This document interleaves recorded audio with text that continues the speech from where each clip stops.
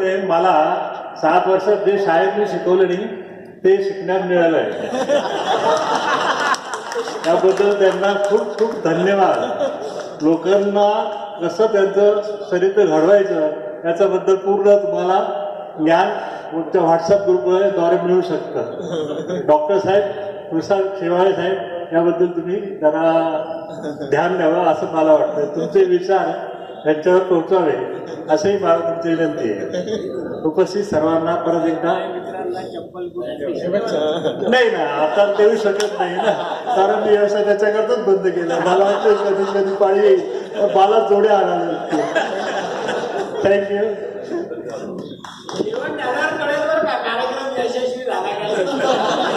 तोपर्यंत आले नाही म्हटलं तर तेही मिळणार नाही तुझ्याकडे. नमस्कार, मी अनिरुद्ध योगेश्वर अभ्यंकर. 4थी पर्यंत देवळाली कॅम्पला होतो. 5वीला पेठेमध्ये आलो. तेव्हापासून नाशिक रहिवासीच आहे. माझं शिक्षण इलेक्ट्रॉनिक्समध्ये झालं. 26 वर्ष कोहिनूर टेक्निकल इन्स्टिट्यूटला ब्रांच मॅनेजर आणि शिक्षक म्हणून काम केलेलं आहे. निवृत्त झालो.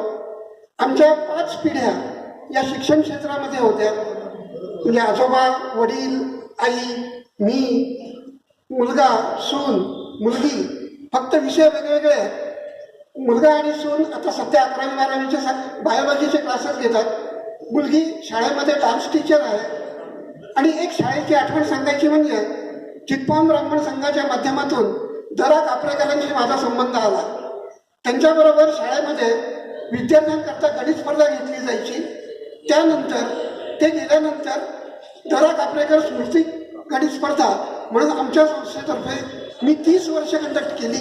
आणि या स्पर्धा नाशकाच्या सर्व शाळांकरता होत्या. आणि पेठे आणि सारडा या 2 ठिकाणी त्या परीक्षा व्हायच्या. धन्यवाद.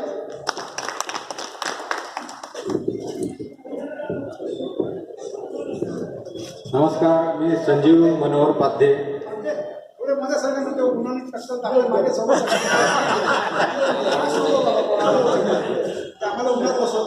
अरे हो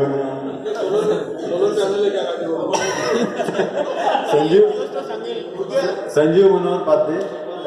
प्रॉपर नाशिकचाच आहे मी. पनवेल, चिंचवड आणि नाशिकमध्ये 40 वर्ष सर्व्हिस केली.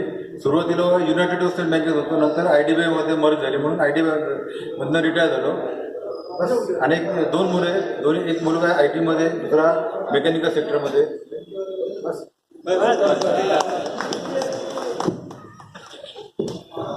नमस्कार, मी शिरीष शिवराम काळे.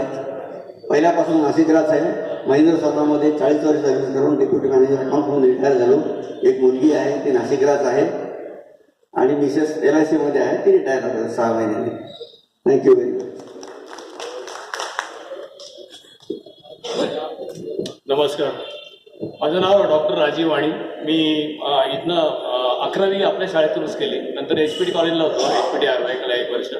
तिथनं मला गव्हर्नमेंट डेंटल कॉलेज मुंबई या संस्थेमध्ये ॲडमिशन मिळाली. मी तिथे 4 वर्ष BDS केलं आणि 1 वर्ष गव्हर्नमेंट डेंटल GT हॉस्पिटल म्हणून आहे, गोकुलदास तेजपाल, तिथे 1 वर्ष इंटर्नशिप केल्यानंतर डोंबिवली इथे आमचे काही नातेवाईक होते. मग ते म्हटले आता नाशिकला कुठे जातो. ATCला त्यावेळेस मोठ्या शहरांमध्ये जास्त डिमांड होती. पण डोंबिवलीमध्येच मी राहिलो होतो. आता 43 वर्ष मी आता तिथे प्रॅक्टिस करतोय आणि प्रॅक्टिस सुरू आहे डोंबिवली बेसला. आणि मला 2 मुली आहेत. एक मुलगी IT क्षेत्रात आहे, दुसरी IT क्षेत्रातनं तिने MBA केलं IIM इंदोरमधनं. आणि ती आता एक बेंगलोरला आहे मोठी मुलगी, आणि लहान मुलगी आहे ती हैदराबादला आहे.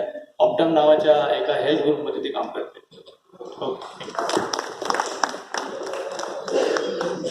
नमस्कार, श्रीकांत विद्याधर पाध्ये, भाविक. माझे स्वतःची इंडस्ट्री आहे. सिन्नर आणि बसूर 2 ठिकाणी आहे. मुलगा माझ्याबरोबर जॉईन झालेला आहे, तो बघतो. मी त्याला पळवायचं काम करतो. त्याच्यामुळे दुसरीकडं मिसेस माझी आर्किटेक्ट आहे. मिसेस, सून आणि मुलगी या तिघी पार्टनर आहेत. तिने एकीनं लँडस्केपमध्ये पोस्ट ग्रॅज्युएशन केले, एकीनं इंटेरियरमध्ये आणि एकीनं कन्स्ट्रक्शन. त्याच्यामुळे त्या तिघी एकत्र आहेत. अशा 2 बिझनेसमध्ये चालू आहे. आणि वडील आत्ताच होते, वडील पण होते 96 वर्ष, आत्ता 1 तारखेला गेले. त्याच्यामुळे आम्ही सगळे जॉईन झालेले नाशिकमध्येच आहोत आणि कायमचं नाशिकमध्ये राहणार आणि रिटायरमेंट काही शक्य दिसत नाही. थँक्यू. नमस्कार सगळ्यांना. मी सुनील शांतीलाल लोढा उर्फ सुमट्या, सगळ्यांच्या लक्षात येईल. माझा इलेक्ट्रॉनिक्सचा व्यवसाय आहे मालेगाव स्टँडवर 25. आता मला असं वाटतं सगळ्यांना भूक लागली असेल भरपूर आणि सगळेजण म्हणतायत मुझे जल्दी से दे दो खाना, मैंने कल से नहीं खाया खाना, अरे भूख लगी भूख लगी भूख लगी भूख लगी भूख लगी, थोड़ी भिंडी थोड़ी दाल मुझको देना बाकेला, थोड़ी खिचड़ी भी देना, थोड़ा सा कचुंबर. चला आता जेवायचं पटकन अनाउन्स करा लोक. धन्यवाद.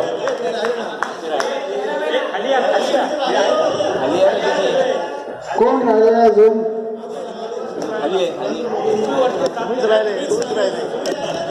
मी सुधीर भालेराव, पेटा हायस्कूल 76 बॅचचा माजी विद्यार्थी, राहायला गणकरगल्ली वकीलवाडी कॉर्नर. व्यवसाय मी फोटोग्राफर, फोटो स्टुडिओ गेले 30 वर्षापासून चालवतो आहे. मला एक बायको आहे. बाकीच्यांचं मला माहित नाही, मी माझं माझी ओळख सांगायची म्हणून मी सांगितलं, बाकीच्यांचं मला माहित नाही. मुलगा आहे, एकीच्याच नावावर मी फक्त.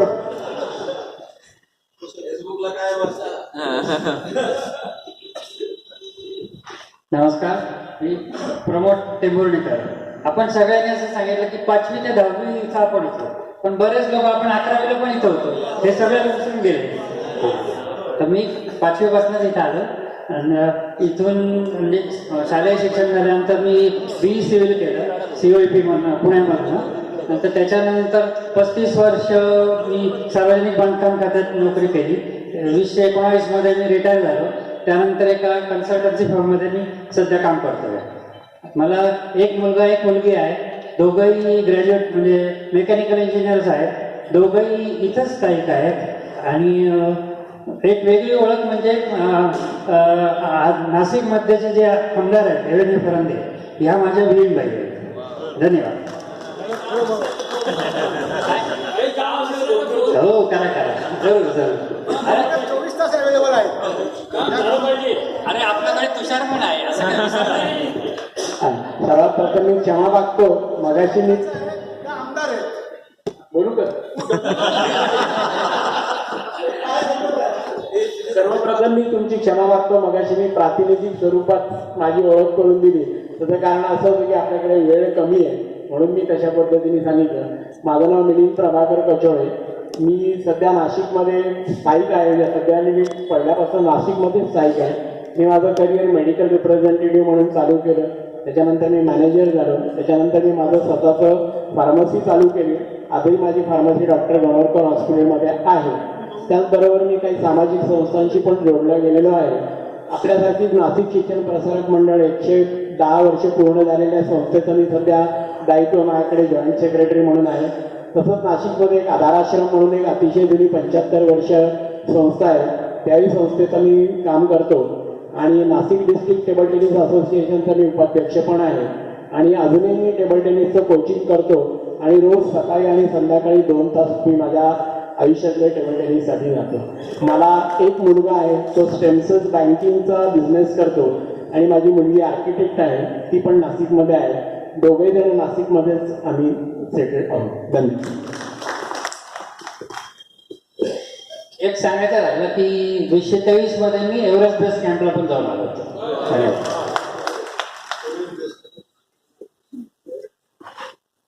मी प्रवीण प्रभाकर जोशी. 11वी नंतर RYT कॉलेजमधून MSc झालो. नंतर MPhil आणि PhD झालो. RYT कॉलेजमध्येच लेक्चरर म्हणून जॉईन झालो. नंतर आता रिटायर झालो. आपल्या पेटे हायस्कूलमध्ये असताना बापना सरांबरोबर आम्ही रेडिओ क्लासला होतो. त्याच्यानंतर सायन्स फोरमचं पण इथे ओपनिंग इथूनच झालं आणि सायन्स फोरमचंही अजून कार्य चालू आहे. धन्यवाद.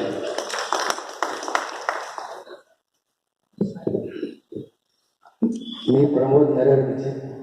मी चार्टर्ड अकाउंटंट आहे आणि गेली 36 वर्ष प्रॅक्टिस करतो आहे. मला 2 मुलं आहेत. मोठा मुलगा MTech आहे मुंबईला जॉब करतोय. धाकटा मुलगा CA आहे, तोही सध्या मुंबईला जॉब करत आहे. यांनी मुलांचा विषय काढला म्हणून मी पण सांगतो. मला पण 2 मुलं आहेत. एक इथेच आहे टेक्निकल सपोर्ट म्हणून आलेला, तो भोसलामध्ये लेक्चरर म्हणून आहे. दुसरा मेटामध्ये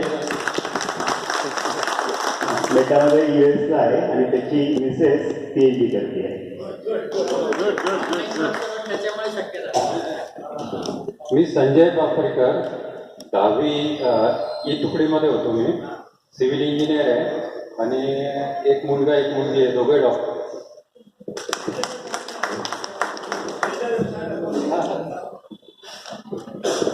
जय श्रीराम.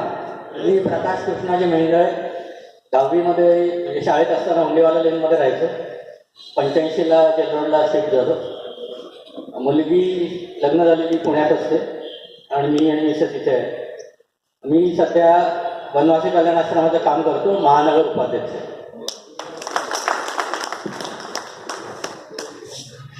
दोघांनी आपलं मनोगत व्यक्त करण्याचा मनोदय व्यक्त केलेला आहे. तर पहिल्यांदा बोलतो शिरीष शुक्ल, त्यांना बोलायचं नाही. मग ती ओळख होती, आता तुमचं मनोदय तुम्ही व्यक्त करा.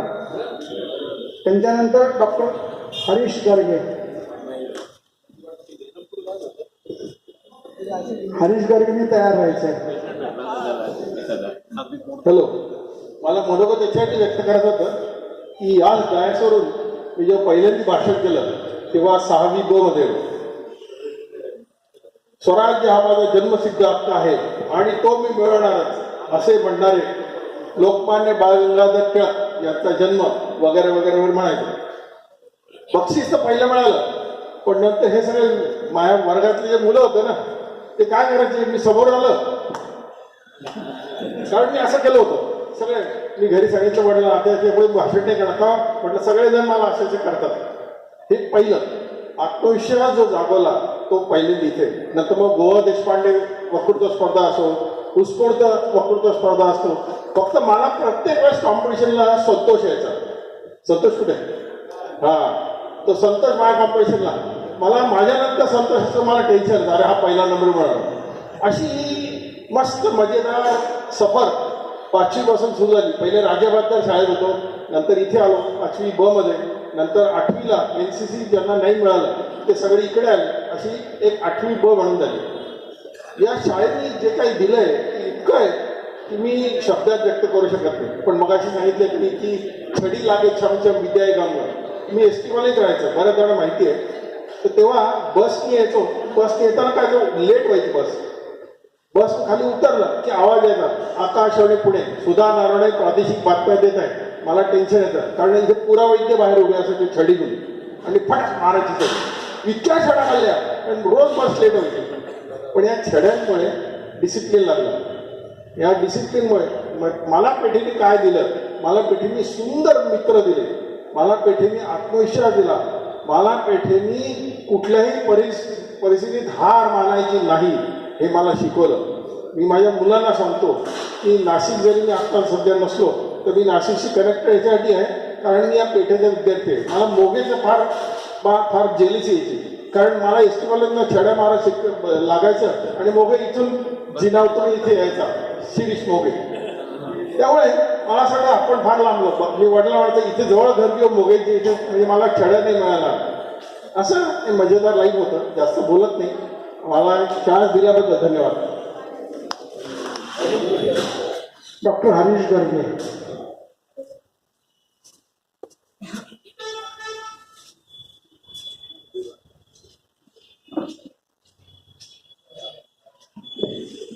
मित्रांनो नमस्कार.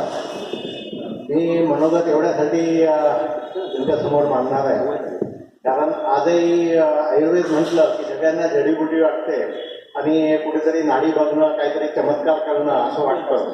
परंतु मला आवर्जून तुम्हाला सगळ्यांना सांगायचं आहे की पेठेमध्ये काय आहे. तर जसं आपण व्हॉट्सअपवरती बघितलं विठ्ठल विठ्ठल म्हटलं की कसं हृदयाची स्पंदनं वाढतात आणि हृदयाचा अटॅक येत नाही. असंच मला असं वाटतं की पेठे या नावातच खूप काही आहे.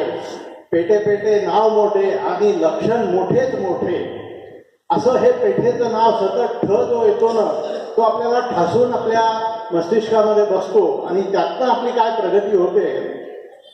तर माझा 10वी नंतरच प्रवेश झाला बालाजी मंदिरात, तेव्हा आयुर्वेद कॉलेज होतं आणि त्या ठिकाणी प्रवेश घेतल्यानंतर माझं जे शिक्षण झालं आणि त्या शिक्षणामध्ये मला जी एक आध्यात्मिक आवड होती त्यामध्ये मी सतत काम करत होतो आणि मला असं वाटत होतं की मला काहीतरी वेगळं करायचं. कर्मधर्म संयोगाने माझं MD सुद्धा झालं आणि माझं पोस्टिंग सुद्धा झालं RMO लेक्चरर. या प्रवासामध्ये माझ्याबरोबर एक हरिदास कस्तुरे म्हणून शिक्षक होते अहमदाबादचे. ते व्हिजिटिंग म्हणून नाशिक कॉलेजला आले आणि त्यांच्याशी माझं जेव्हा बोलणं झालं तेव्हा ते मला म्हटले की अरे तू इथे काय करतोय, तू इंटरनॅशनली जा, कारण आयुर्वेद या पद्धतीने सांगणारे शिक्षक फार कमी आहेत. आणि त्यांच्यामधनं मग माझं जे सिलेक्शन झालं ते प्रोफेसर कम रिसर्चर. मी मेरू महर्षी युरोपियन रिसर्च युनिव्हर्सिटी जी नेदरलँडला आहे तिथे माझं पहिलं पोस्टिंग झालं आणि त्या ठिकाणी मी आयुर्वेदाचा प्रचार आणि प्रसार करत असताना आयुर्वेदाचं जे बेसिक आहे ते मला तिथे खरं सांगायचं तर शिकायला मिळालं. तिथे क्वांटम फिजिक्स, क्वांटम केमिस्ट्री आणि त्याबरोबर बायोलॉजी याच्याबरोबर रिसर्च ओरिएंटेड असे व्यक्तिमत्वांबरोबर काम करायला मिळालं. तुम्ही सध्या बघत असाल एक डॉक्टर टोनी नॅडर म्हणून आहे की जे सध्याचं जे महर्षी वैदिक अप्रोच टू हेल्थ आणि एक global country of world peace म्हणून तुम्हाला वेबसाईट बघायला मिळतील. त्याचे ते पायनियर आहेत. He is a basically neurophysician आणि त्यांनी बऱ्याच प्रकारे आयुर्वेदाचं काम आपल्याकडे जे आलेलं आहे ते आज आपण फक्त एवढंच म्हणतो की जर्मनीमध्ये किंवा अमेरिकेमध्ये किंवा जपानमध्ये पंचकर्म वगैरे चालतं. आपल्याला पंचकर्मच फक्त माहिती आहे, परंतु वास्तव मला तुम्हाला आत्ता हे सांगायचं आहे की रिसर्च जे आज आयुर्वेदात होतं आहे ते शब्दावर होतं. आयुर्वेदामध्ये पदार्थ विज्ञान नावाचा एक विषय असतो फर्स्ट इयरला. त्याच्यामध्ये पदार्थ या शब्दाची व्याख्या सांगितली आहे. पदश्च अर्था पदार्थ. पद म्हणजे एक अल्फाबेट. तो उच्चारल्यानंतर मध्ये जे 4 गॅप्स आहेत त्या गॅप्समधनं आपल्या नर्वस सिस्टीमवर परिणाम होतो आणि त्यातनं reversal of ageing, reversal of diseases असा फॉर्मॅट तयार होतो. म्हणून आज आपल्या वारकऱ्यांना महत्त्व आहे, नामस्मरणाला महत्त्व आहे. तुम्ही इन शॉर्ट तुम्हाला फक्त एक आपण ज्या वेळेला ठ हा शब्द उच्चारतो त्यावेळेला त्याच्यामध्ये ज्या 4 गॅप्स आहेत तेवढ्या सांगतो आणि माझे 2 शब्द संपवतो, कारण सगळ्यांना भूक लागली आहे मला माहिती आहे.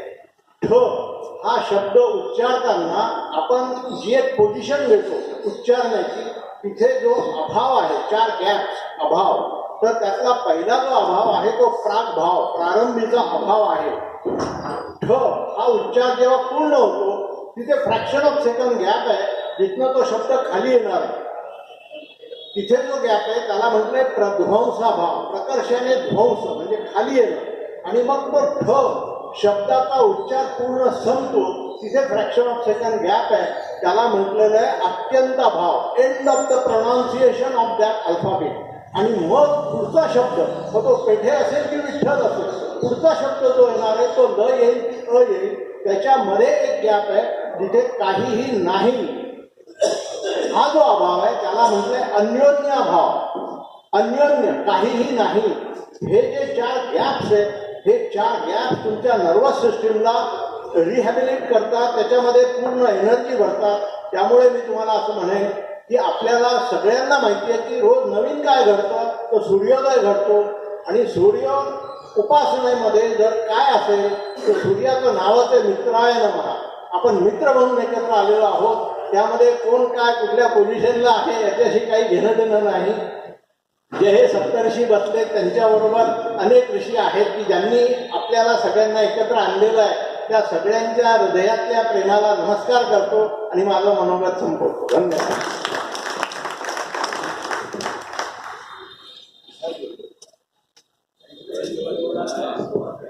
महेश दाबक शिवाय आणखीन कोणी बोलायला इच्छुक आहेत का? कोणी नसेल तर मी कविता वाचताना मग महेश बोलणार, कारण महेशच्या बोलण्यानंतर कार्यक्रमाचा समारोप आपण म्हणणार आहोत. म्हणून मला एक माहिती द्यायची, कारण माझी कविता म्हणजे तुम्हाला बळजबरी ऐकावीच लागणार आहे. कार्यक्रमाकरता मी लिहिली आहे खास. आज आपण इथे 65 जण जमलो, 70 जमलं, परंतु 10वी तुकडी ई आमचा जो वर्ग होता त्या वर्गाचा गेल्या 10-12 वर्षापासून व्हॉट्सअप ग्रुप आहे आणि आजही आम्ही त्यातले 31 जण त्या ग्रुपवरती आहोत आणि सगळे पूर्णपणे एकमेकांशी संपर्कात आहे. चुकून एखादा दुसराच फक्त त्या ग्रुपमध्ये नाहीये किंवा जे गेले ते नाहीयेत आमच्या वर्गात, पण आम्ही आज गेल्या 10-15 वर्षामध्ये हरीश गर्गेपासून वाणीपासून कावरे नाहीये आणि भावसार नाहीये, एवढे 1-2 जण सोडले तर बाकी सगळेजण आज त्या ग्रुपमध्ये आजही एकमेकांशी भेटतात आणि 10-15 वर्षापूर्वी मला वाटतं 2007 का 8ला आम्ही पटेल म्हणून जो आमचा मित्र आहे त्याची हे होते मंगल कार्यालय होतं मसूरचे मला तिथे आम्ही सगळेजण कुटुंबासहित जमलो होतो. प्रत्येकजण प्रत्येकाचे मिसेस मुलं सगळे छोटे छोटे मुलं होते त्यावेळेस जेवण वगैरे करून आम्ही दिवसभर हे केलेला होता. तर ही माहिती सगळ्या आपल्याला असावी म्हणून सांगितलं. तर तसा एखादा कौटुंबिक सोहळा जर आयोजित करता आला तर करा. आजच्या काय दुर्दैवाची गोष्ट आहे, पण ते लोक आज इथे हजर नाही. त्यांना जॉईन करायचा आम्ही खूप प्रयत्न केला पण ते आले नाही. हे आधार विसरलाही दिसतंय. हरीशने सांगितलं खूप पेठे पण खरोखर त्यावेळेस पेठेच्या मुलं म्हटलं की ॲटिट्यूड असायचा. रुंगठा स्कूलच्या इतर शाळेतले मुलं पाहिजे हे पेठेचे बरं का. तर त्या दृष्टीने मी एक छोटीशी कविता लिहिली आहे. पेठे विद्यालयाचा पोट अर्थात सुधीर भालेराव, एक मध्यमवर्गीय घरातील 50 वर्षांचा प्रवास सांगणारी कविता. पेठे विद्यालयाच्या फाटकातून लहानसा पोरगा निघाला होता. मध्यमवर्गीय घर, एकत्र कुटुंब स्वप्नांचा पाटावर बसला होता. हातात वही, खांद्यावर दप्तर, डोळ्यात मात्र चमक मोठी. शाळेच्या भिंती बोलायच्या त्याला, शिक रे मोठा हो रे, जग सगळं तुझ्यासाठी आहे रे. तळमळीने शिकवणारे शिक्षक होते. कडक आवाज पण मायेची छाया होती. धाकात ठेवत प्रेमाने सांगत शिस्त म्हणजे यशाची किल्ली, नाही ही मोहमाया. कधी कधी आदरयुक्त भीती असायची, कधी कधी पाठीवरून हात फिरायचा. त्या शिकवणीतच घडला मुलगा, जीवनाचा समजून घेतला त्याने भाग. 10वीचं वर्ष झालं, शाळेला द्यावा लागला निरोप. डोळे पाणावले, स्वप्न पंख पसरले. तू चाल पुढे पण नको विसरू इथला दररोज. HPD आर्ट्स, आरवाय सायन्स, नव्या वाटा नवे रस्ते उलगडले. अभ्यासात हुशार पण मन मात्र कलेच्या लाटेवर अवखळत.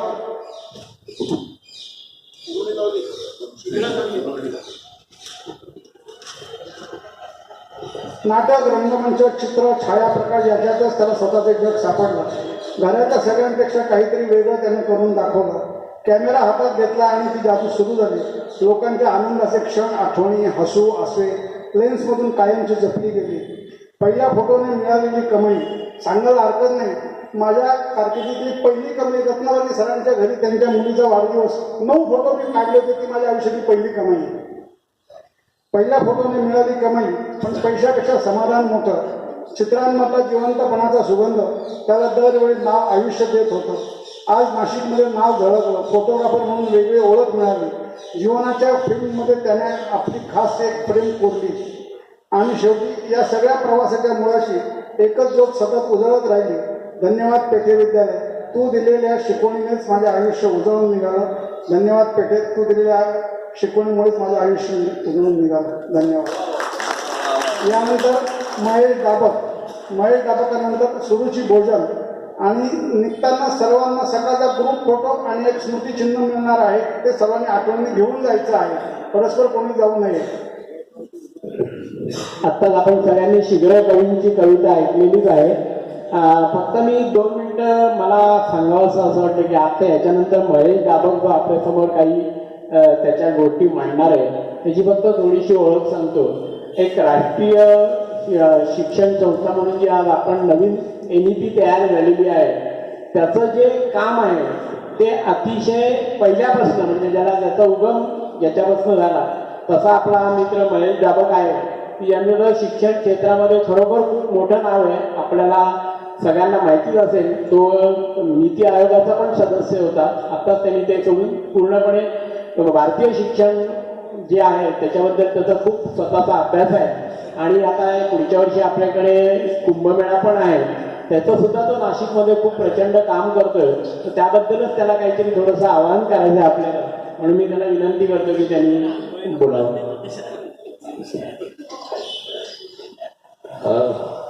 मला मी निलेश म्हणाल तसं आवाहनच करायचं, मनोगत असं नाही. आपण एक खूप चांगल्या प्रसंगाला किंवा येणाऱ्या इव्हेंटला सामोरं जाणार आहोत पुढच्या वर्षी 2027 मध्ये नाशिकमध्ये कुंभमेळा आहे. प्रयागराजचा भव्यपणा आपण नक्की बघितला आणि त्या निमित्ताने मी प्रयागराजला गेलो होतो आणि जसं आता मिलिंद म्हणाला तसं भारतीय शैक्षणिक धोरणामध्ये भारतीय ज्ञान परंपरा हा विषय फार मोठ्या प्रमाणावरती आता आपण प्रोपोगेट करतोय की ज्याचा खरोखर या सगळ्या अक्षरांमध्ये आपण डिस्कनेक्ट झालो होतो या सगळ्याशी आणि आपण जो काही इतिहासपासून सगळे जे शिकलो ते वेगळ्याच पद्धतीने आपली दिशा होती. पुन्हा एकदा ते येण्यासाठी प्रयत्न करतोय आपण. पण त्याच्यातला महत्वाचा विषय असा होता की जर का 2027 मध्ये नाशिकमध्ये कुंभमेळा आहे तर कुंभमेळा म्हणजे या भारतीय ज्ञान परंपरेचा एक खूप मोठा असा उत्सव आहे खरं तर. आणि अपेक्षा अशी आहे की आपण आता साधारणतः 70-80% आता आपल्यापैकी जमले की नाशिकमध्ये राहत आहे. तर त्या निमित्ताने आपण काही करू शकतो का पेठे 76 म्हणून काय काय चालू आहे ते थोडक्यात मी सांगतो आणि मग जिथे शक्य असेल त्यांना प्रत्येकाला त्यांनी आपापल्या पद्धतीने योगदान दिलं तर बरोबर होईल. या सगळ्या गोष्टींचा आता विषय असा होता की मी गमतीने असं म्हटलं की आपला जो जुना आग्रा रोड आहे त्याच्यावरती एक कुंभमेळा वेगळा असतो आणि त्याच्या खालती कुंभमेळा वेगळा असतो. कारण नाशिकमध्ये आता नेटिव्ह साधारणपणे मध्यंतरी आम्ही एक सर्वे केलं तर 27% फक्त नाशिकमध्ये नेटिव्ह आहेत, सगळे बाकीचे बाहेरचे आहेत. त्यामुळे त्यांना धड नाशिकही माहीत नाही आणि कुंभमेळ्याचं त्याहून माहीत नाही. त्यामुळे पहिल्यांदा असं आपण आता आम्ही असं करतो की कुंभमेळ्या संदर्भात काही माहिती आणि जी ऑथेंटिक असेल अशी ऑथेंटिक माहिती की ज्यांचा अधिकार आहे या क्षेत्रातला अशांकडून ती माहिती तयार करून त्याची एक छान पुस्तिका तयार झाली. पुस्तिका एक आपण माध्यम म्हणू पण त्याच्यापेक्षा अनेक वेगवेगळ्या पद्धतीने कदाचित त्याचे रील्स होतील, सोशल इन्फ्लुएन्सर सांगतील, प्रेझेंटेशन्स होतील, डायलॉग्स होतील आणि त्या पद्धतीने कुंभमेळा प्रत्येक नागरिकापर्यंत घेऊन जाण्याचा आपण प्रयत्न करतो. त्या 3 टप्प्यांमध्ये आपण आता काम करतो. पहिला म्हणजे मी म्हटलं तसं की या सगळ्या कुंभमेळ्याच्या भारतीय ज्ञान परंपरा आणि तिथे घडणाऱ्या सगळ्या गोष्टींबद्दल जनजागरण असा त्याच्यातला पहिला भाग आहे की त्याच्यात कुंभमेळा आणि नाशिक आणि आजूबाजूला म्हणजे गमतीची गोष्ट सांगतो. आता सध्या कुंभमेळाच्या दरम्यान तपोवनाचा खूप मोठा इश्यू आपण सगळ्यांनी बघितला.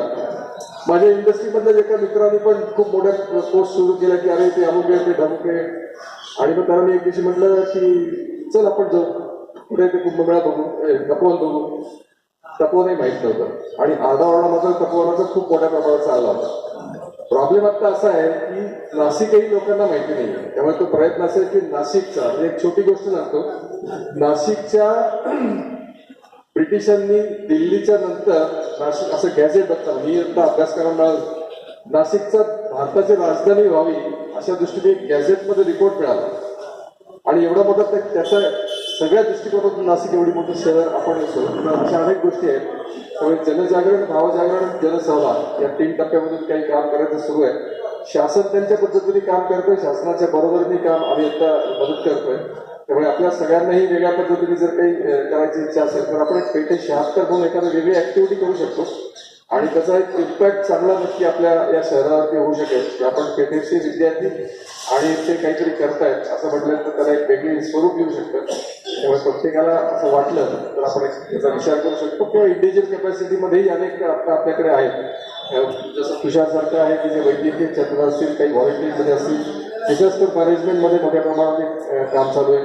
असं एक आणि मुख्य म्हणजे डिजिटल कुंभ अशी एक ऍक्टिव्हिटी चालू आहे. मग अशी कोणतरी विजय म्हणाला की AI मध्ये मी काम करतोय. त्यामुळे मला असं वाटतं की त्याचा एक AIचा उपयोग करून आपण बरंच काही कुंभामध्ये करू शकतो आणि येणाऱ्यांची संख्या आत्ताच 2 कोटी ते 8 कोटी असंपर्यंत त्याची संख्या प्रेझेंट करतायत. त्यामुळे शासनाला किंवा त्या प्रशासनाला फार मोठं टेन्शन आहे कारण आपला हा भारतीय ज्ञान परंपरेतला उत्सव हा काही इन्व्हिटेशन येत नाही. कोणीही येऊ शकतं, कितीही येऊ शकतं आणि आता प्रयागराजच्या जे काही प्रमोशन झाले त्या प्रमोशनच्या बॅकग्राऊंडवरती किती संख्या येईल याची काही नाही आहे. त्यामुळे मोठी तयारी नाशिककर म्हणून आपण करावी आणि त्याला आपण सहभागी द्यावा एवढी फक्त विनंती करायला बघतो. बस, धन्यवाद.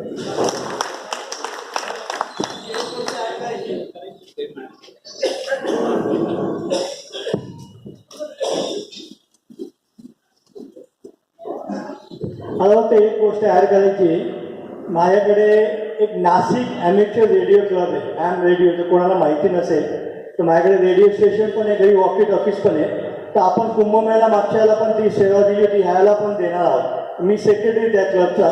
तर कोणाला हॅम रेडिओबद्दल काही नॉलेज पाहिजे असेल, परीक्षा पास करायची असेल ते संपर्क करू शकतात. तर त्याच्याने आपण ड्युरिंग कुंभमेळा आपण जे डिझास्टर मॅनेजमेंटचे व्हॉलेंटियर्स म्हणून पण ट्रेनिंग देतो आणि ॲमेच्युअर रेडिओचं पण आपण ट्रेनिंग देतो.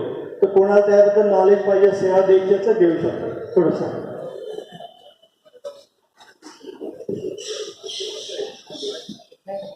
अजून कोणाला बोलायचं?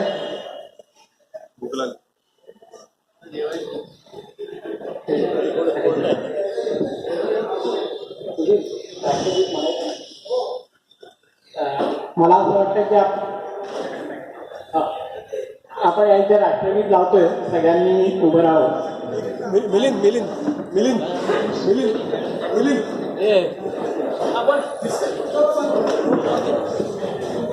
आजच्या कार्यक्रमाची मला तर सर्वांनी आनंद घेतला, राईट? हो की नाही? तर माझी ऑर्गनायझिंग कमिटीला विनंती आहे की आज आपण थोडंसं फॉर्मल एन्व्हायरमेंटमध्ये भेटलो, तर असंच आपलं गॅदरिंग ॲटलिस्ट वर्षातून एकदा किंवा दोनदा व्हावं अशी त्यांना सजेशन देतो. सगळ्यांचं सहकार्य असलं, सगळ्यांनी शेजवळनी जी भावना व्यक्त केली ना, की आम्ही गेल्या 2 वर्षापासून त्याचा पाठपुरावा करायचा. मला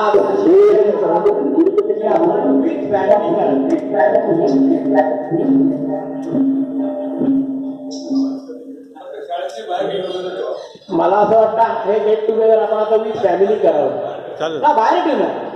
गेट टुगेदर करणं महत्वाचं आहे. प्लेस नंतर आपण ठरवता येईल आपल्याला टुडे. माझी विनंती राहील की मंथली किंवा बाय मंथलीची मीटिंग होतं, त्याला उपस्थिती पहिले वाढवावी, म्हणजे मग संपर्क वाढला तर आपल्याला पुढचे कार्यक्रम मॅनेज करता येईल. पुढची मंथली मीटिंग पुण्याला चालेल ना, तू इन्व्हाइट करा, मी येतो.